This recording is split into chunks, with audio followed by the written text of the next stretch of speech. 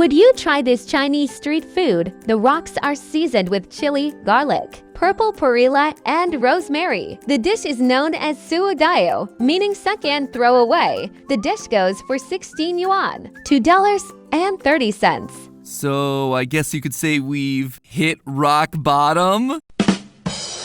Ow! Oh, sorry. Okay, I admit I've got a problem with dad jokes. Stop throwing those things. That is perfectly good food you're wasting. Hello, Internet! Welcome to Food Theory, where today we're stuck between a rock and a hard place. A recent viral trend coming out of China shows chefs and street vendors cooking up rocks. Yeah, apparently this is a tradition that dates back hundreds of years. Pebbles are collected, cleaned, and then cooked with herbs, spices, and vegetables. Obviously, or hopefully, you're not actually supposed to eat the rocks. You're just supposed to suck on them for the flavor and then throw them away. Then again, I'm not here to tell you what to do. If you do want to swallow them, well, that's your call. I mean, I've heard of kidney stones before, but this is getting ridiculous.